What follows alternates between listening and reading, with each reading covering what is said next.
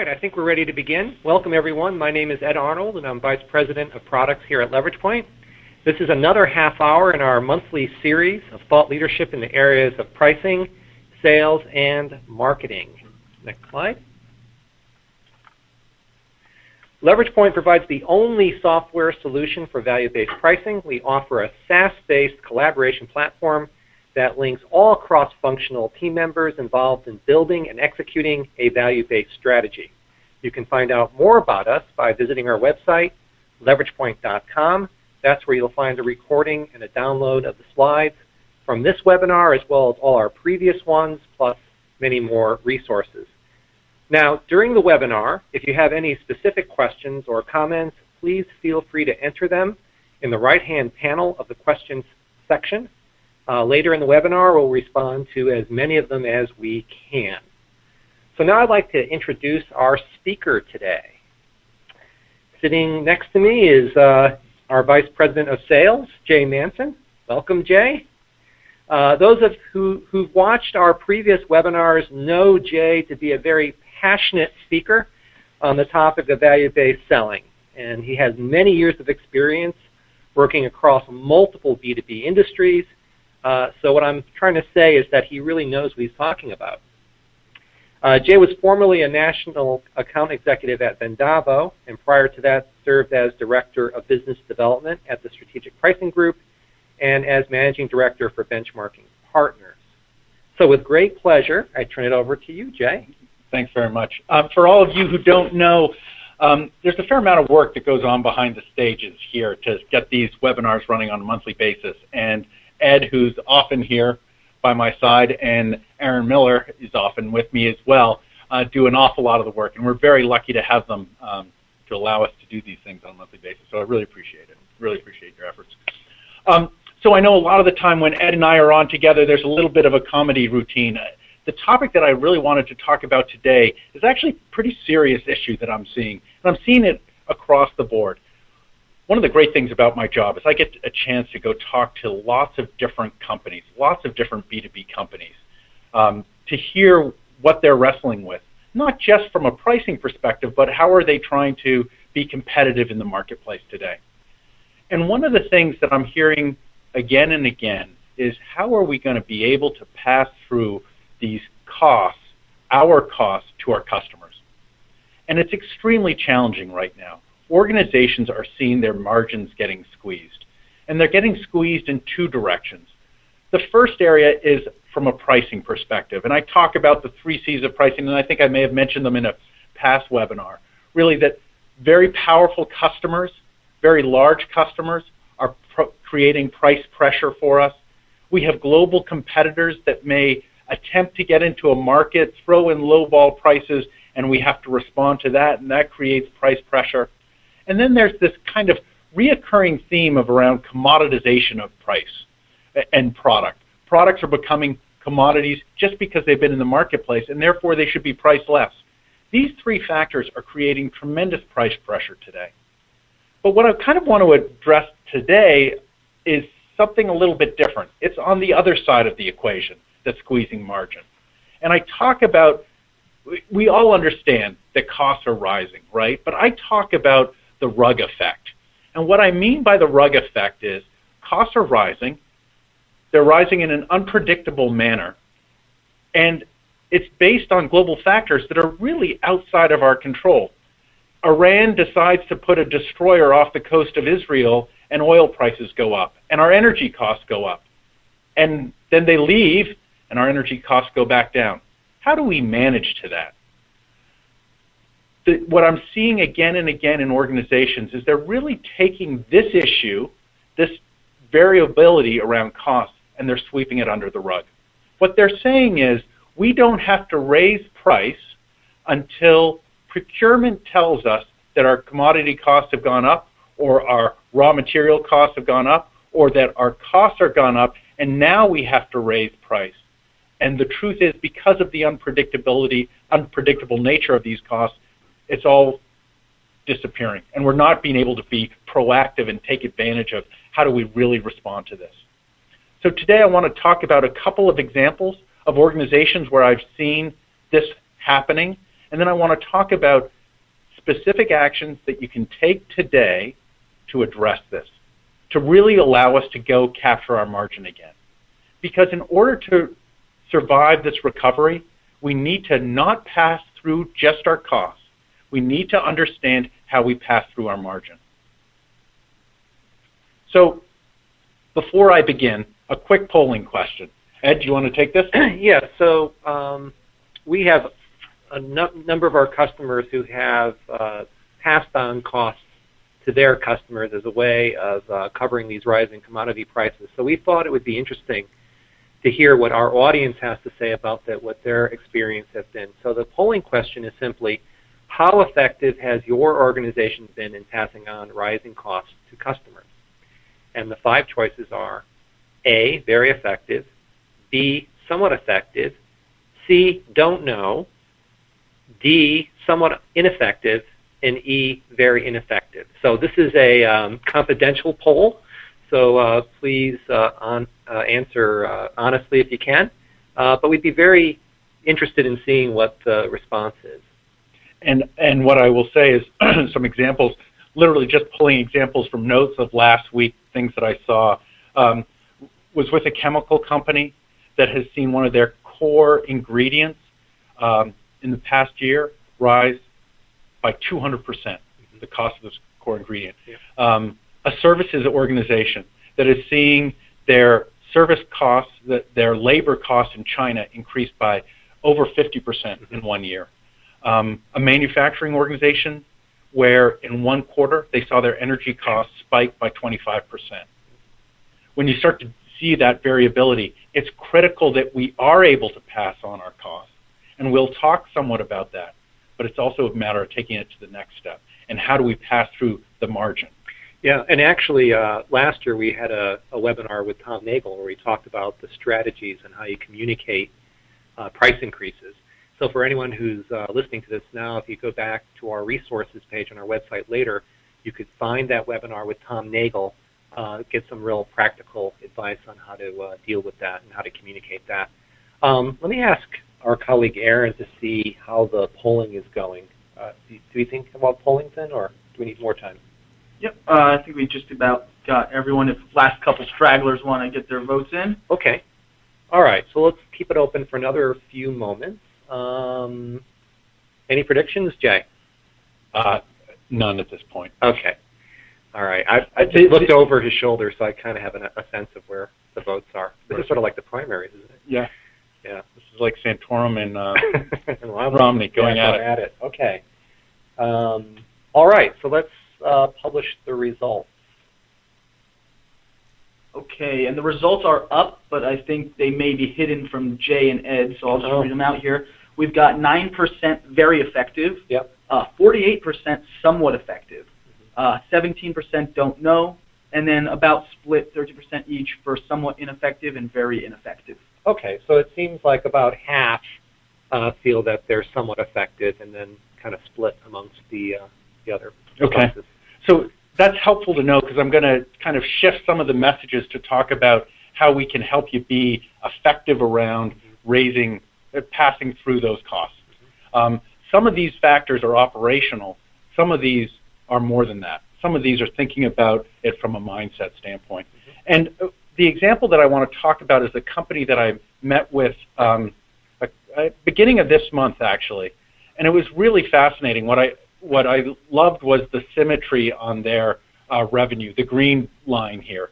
In 2007, they had done about $1.5 billion, actually right on $1.5 billion. In 2011, they had done $1.5 billion. So they had gone through this recession, and they're well on their way to recovery, right? And in talking to the executive team, and I got a chance to present to the entire executive team, as I was talking to the executive team, what fascinated me was that the sales leader was talking about how they had gotten this revenue with lower volume, which is always a good thing. Mm-hmm. The head of marketing and head of pricing, both really sharp guys, were talking about how they had a systematic approach to passing through their cost increase.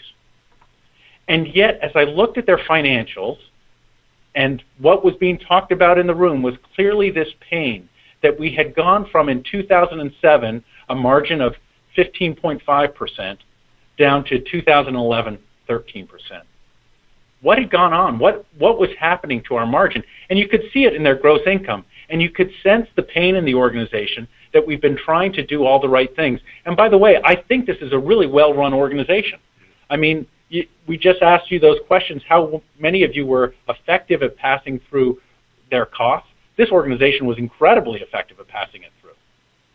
And if you look at their growth from 2009 to 2011, really a tremendous turnaround story.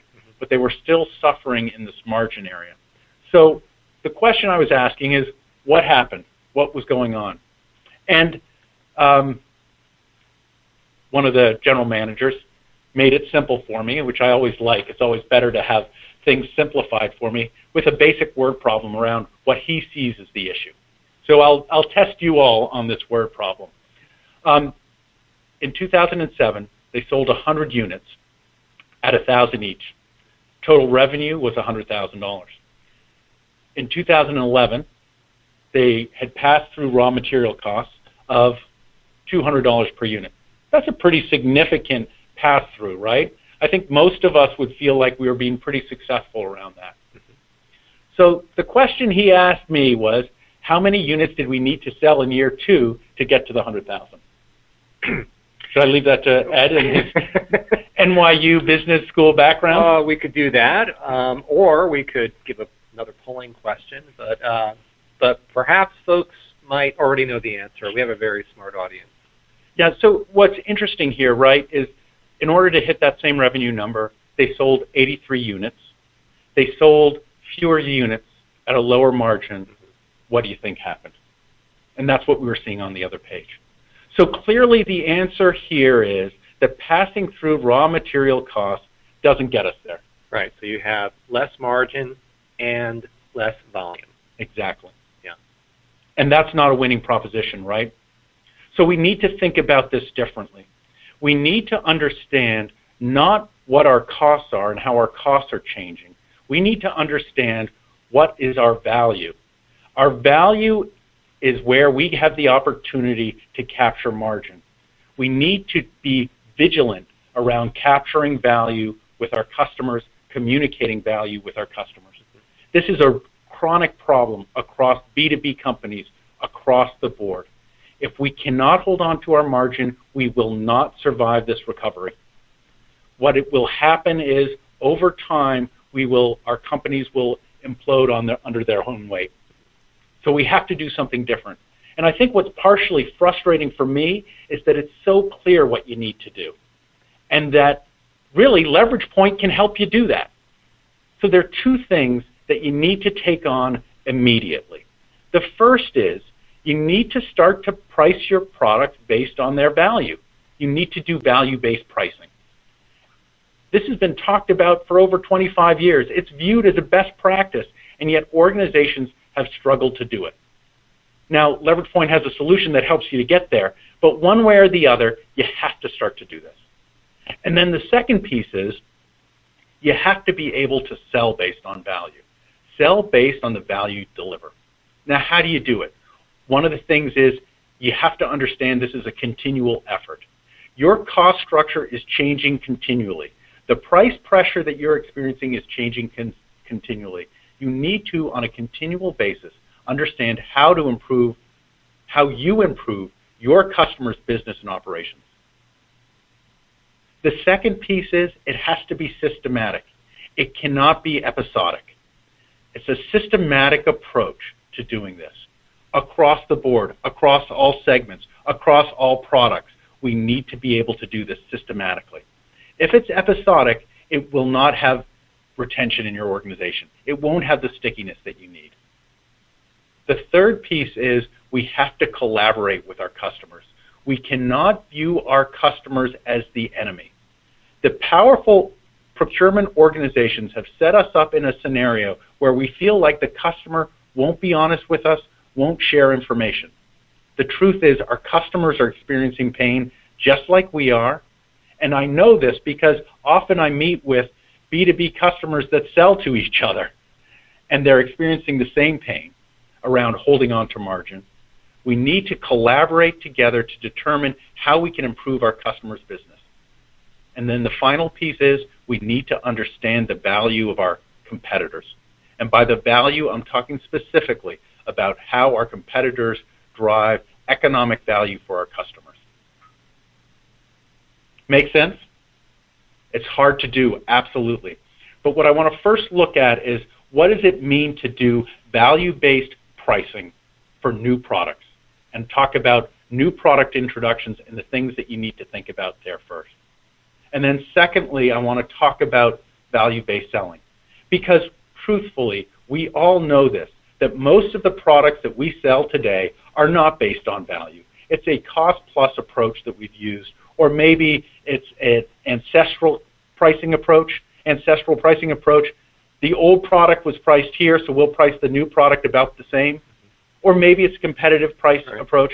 But for the most part, we're not dealing with value-based pricing. So we need to think about how we do value-based selling today in order to capture those margins. So let's talk a little bit about what we mean by products based on value and pricing products based on value. The traditional approach, and actually, Dick Braun spoke about this in a past webinar that he did, was it November or back in November, yeah. Dick Braun, who's the head of strategic pricing at Parker Hannifin, talked about this. That the traditional approach that they took was really, let's develop a product, an excellent product, and by the way, Parker Hannifin developed some extraordinary products out there. What does it cost for us to produce this? Let's build a price off of that. Then we'll put together a marketing value discussion and sell it to the customer. The focus very much is what's the best product we can offer the customer. Well, we want to think about it a little bit differently. A value-based approach has you think about it differently and changes the order. The customer comes first. What's the best value we can offer a customer? How are the customers trying to run their business? What are the obstacles for our customers to be successful in their business? How can we impact those areas? How can we add value to them? Based on how we can add value to them, then we can think about what prices will fit there and what's the right price metric we should be considering. And if you notice in this model, we're thinking about cost last before we produce the product. What does this give us? This gives us a cushion effect. This allows costs to fluctuate because we're focused on improving the customer's business. The customer doesn't want us to leave because we're supporting their business going forward. Really flips the whole equation. It means we have to ask some questions that we probably haven't asked in the past. And these questions are fundamental to thinking about a value-based pricing strategy. Now, I've laid out a basic product development process, and I don't want people to get hung up that we think it should be 3 steps. What I'm really saying is there's kind of 3 tranches of product development, and these are some questions that we see again and again aren't being asked in the product development process. The first one is around doing the opportunity assessment. What I was talking about before, how do I determine the value of my new offering? What's the value to a customer of that new offering? And when I'm talking about value, I'm really talking about how does it improve their cost, how does it improve their revenue? I'm sorry, how does it decrease their cost, how does it improve their revenue? Yeah, and often it's more than just the product itself, right? It's the whole customer experience of working with that company. So it's more than just looking at, what the unit cost of manufacturing the offering is. It's all the services that go around it, and also the way the supplier engages with the customer and how they do business. Those things are often overlooked, and in many cases are really part of the strategic positioning of the customer. That's right. That's right. And what we see often is that the discussion rapidly dissolves into a discussion about what features and functions, as opposed to how are we moving the customer forward. And we want to have them move to how do we help the customer move forward. Mm-hmm. In doing that, we also have to start to think about pricing segmentation. Most organizations go, whoa, this is far too soon to be thinking about pricing or segmentation. We're early on in the offer development area. It's really here where we start to see how we should price differently for different segments based on the value that they receive. The second area that we look at is kind of in creating the business case. And one of the core questions that it's asked is this an offer that stands alone? Should it be part of another offer? Should it be a feature? Should it be blended with other offers? Very frequently when we come up with a new product, we're really thinking about a scenario where 1 + 1 = 3. So how do we make that 3? How do we make that understood? And how do we differentiate ourselves from the competition?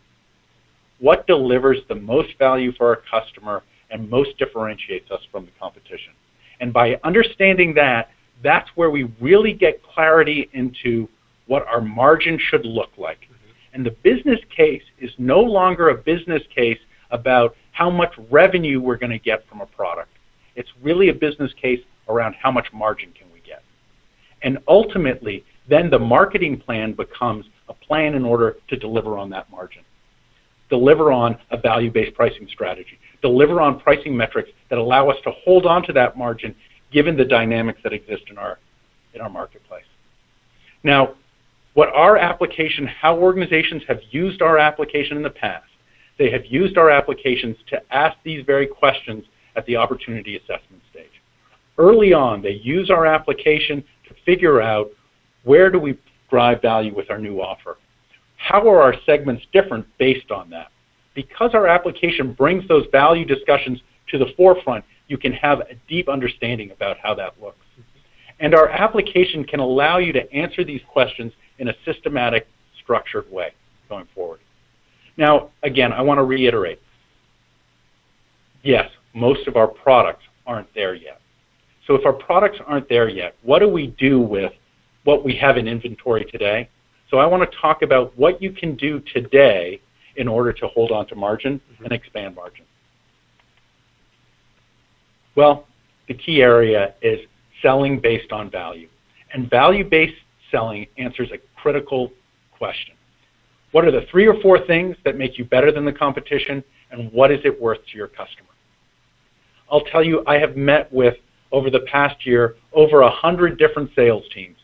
Not one of them has said that they didn't want this. As a matter of fact, most of them said, if you can answer this question for me, it's not a question of whether we're going to win. We're going to win big. So how do we do it? How do we sell based on value? Well, first of all, it's a fact-based approach that quantifies the full economic value of the purchase. What we are not trying to do is create a value proposition over here and a price over here. We're tying them together, and there's a discussion of the full impact of the purchase. It's understanding that full impact against competitive alternatives.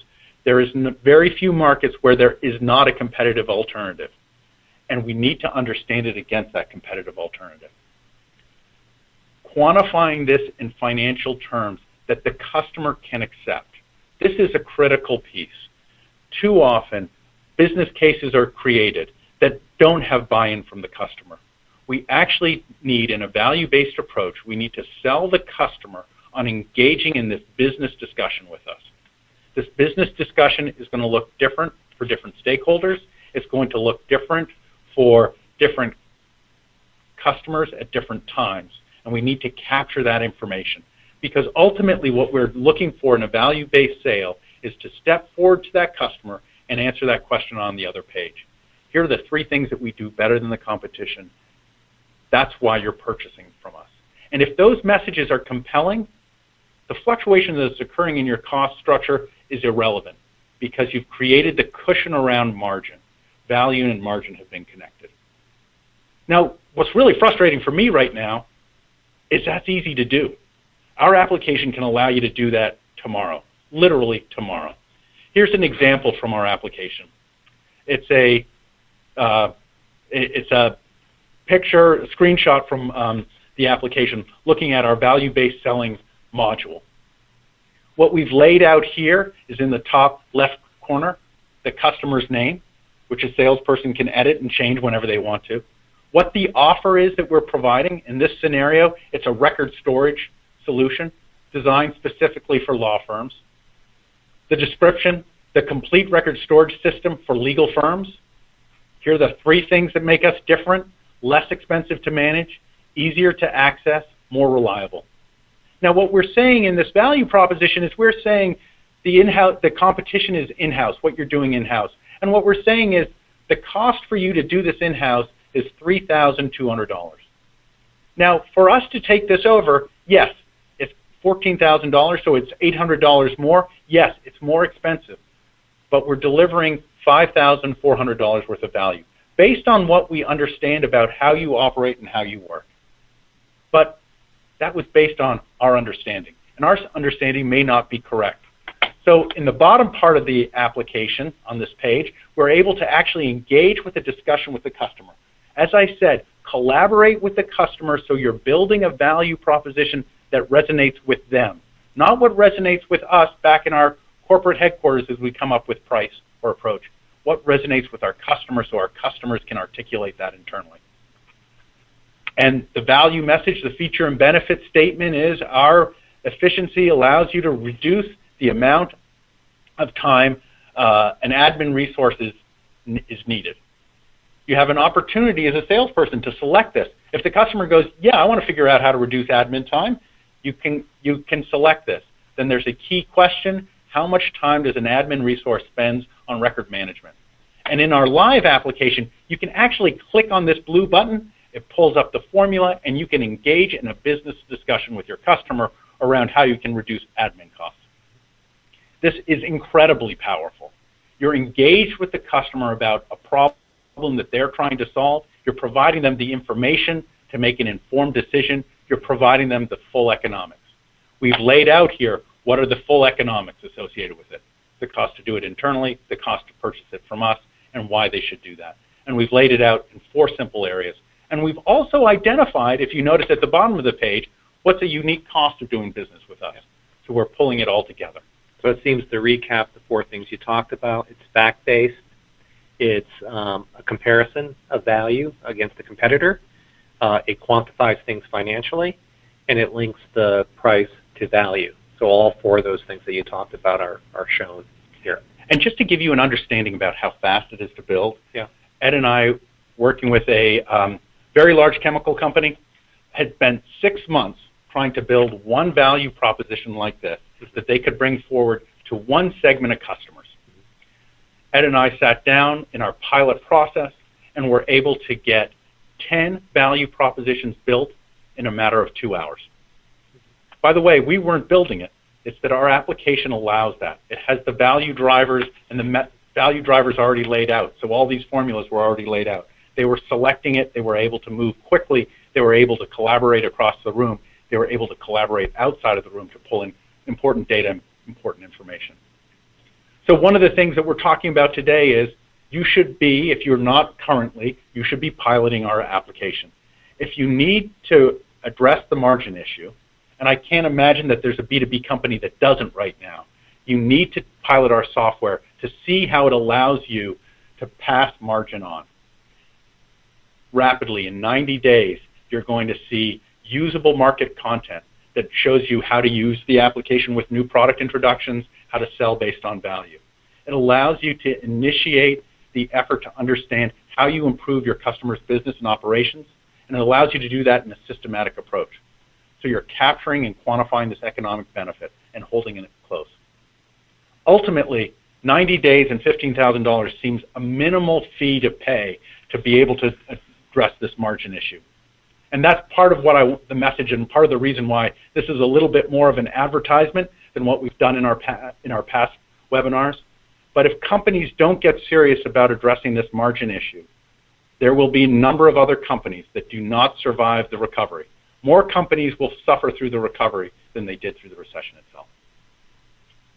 Thank you, Jay. Thank you for the excellent presentation. And again, we'll provide a recording of this on our website in the next week or so. I'd like to talk a little bit about our next webinar, and that will be on March 20th. And that's with Stefan Liaozu, who's president and CEO of Ardex Americas. He's going to be talking about organizational transformation of value-based pricing. So actually a real in-process case study of a company that's doing exactly what we've just been talking about, adopting that value-based approach. So if you want to get a real-world perspective of what that's like, I really encourage folks to attend that and bring your questions, because I'm sure Stefan will be able to address a lot of the practical sides of it. Just one program note, we are moving the time earlier than we usually do. It's 11 o'clock, and that's because there are a number of folks in Europe who are interested in attending that, and we've been hearing feedback from folks in Europe asking us to move up the time. So that's note the time, but there will be an email invitation being sent out shortly about that.